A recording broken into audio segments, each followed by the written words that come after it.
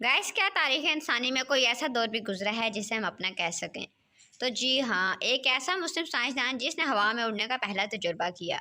इंसान जब अपने बचपन में परिंदों को हवा में उड़ते हुए हसरत से देखता था तो इसके लिए उल्टे सीधे तरीके भी इख्तियार करता था, लेकिन इसकी इस ख्वाहिश ने अमली जामा इस वक्त पहना जब स्पेन के एक नौजवान ने यह दावा किया कि इंसान भी परिंदों की तरह हवा में उड़ सकता है।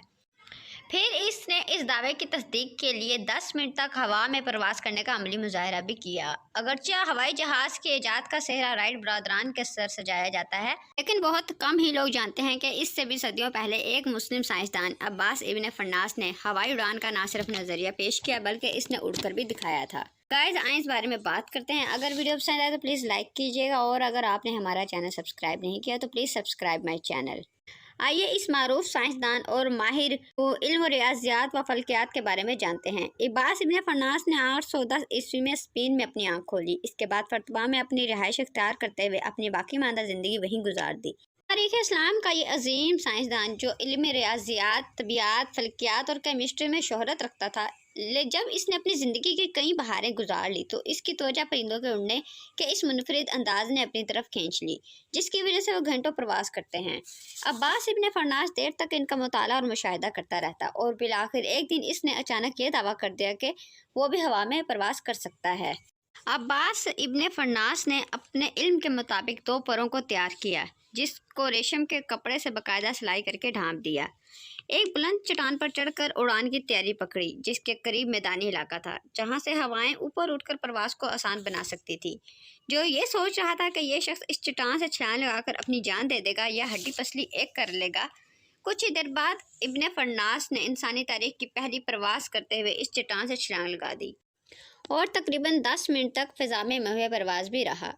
लोग पथरीली आंखों के साथ इसके फ़न का अमली मुजाहिरा देख रहे थे, लेकिन जब इसने अपनी प्रवास ख़त्म करके लैंडिंग की कोशिश की तो वो बुरी तरह ज़मीन से टकराया, जिसकी वजह से इसकी कमर की हड्डी और जिस्म के दूसरे हिस्से मुतासिर हो गए, जिसकी वजह से वह तवील अरसे तक माजूरी की ज़िंदगी गुजारने पर मजबूर हो गया।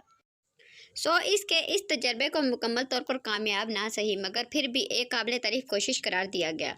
अलबत्ता बाज़ लोगों ने इसके इस फेल को एक हमाकत करार देते हुए ज़िंदगी भर इसको अपने तानों की ज़द पर रखा।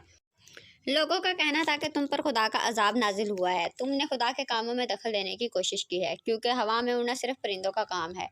अब्बास इब्न फन्नास इस हादसे के कुछ अरसे बाद अगरचा जिस्मानी तौर पर संभल गया, मगर इसकी सेहत इस बात की इजाज़त ना देती थी कि वो दोबारा से तजर्बा करता और इस खामी को भी दूर कर सकता, जिसकी वजह से वो उतरने में नाकाम रहा। अलबत्ता इसने ये दावा किया कि वो इस कमज़ोरी का इदराक कर चुका है, जिसके लिए इसने अपने हम असर और बाद में आने वाले लोगों के लिए एक किताब भी तहरीर की, जिसमें इन्होंने ये साबित करने की कोशिश की कि मैंने हवा में उड़ने के लिए पर तो तैयार कर लिए थे, जिन्होंने मुझे एक माकूल वक्त तक हवा में थामे रखा, मगर बाद में मुझे एहसास हुआ कि पर के साथ दुम का होना भी नहायत ज़रूरी है। इस पर तवज्जो ना देने की वजह से मुझे हादसे का शिकार होना पड़ा। अब चूँकि मेरी उम्र और मेरी सेहत मुझे इस बात की इजाज़त नहीं देती कि मैं एक बार फिर से इसका अमली मुजाहिरा कर सकूं, मगर मुझे यकीन है कि मेरे बाद में आने वाले इन फ़ज़ाओं को ज़रूर तस्ख़ीर कर लेंगे। इस वक्त अब्बास इब्न फन्नास और वहाँ के लोगों के वहम व गुमान में भी ये बात ना होगी कि सदियों बाद ही सही इंसान का हवाओं में उड़ना एक मामूली बात बनकर रह जाएगी, बल्कि इंसान मरीख और चाँद पर भी कदम रखेगा।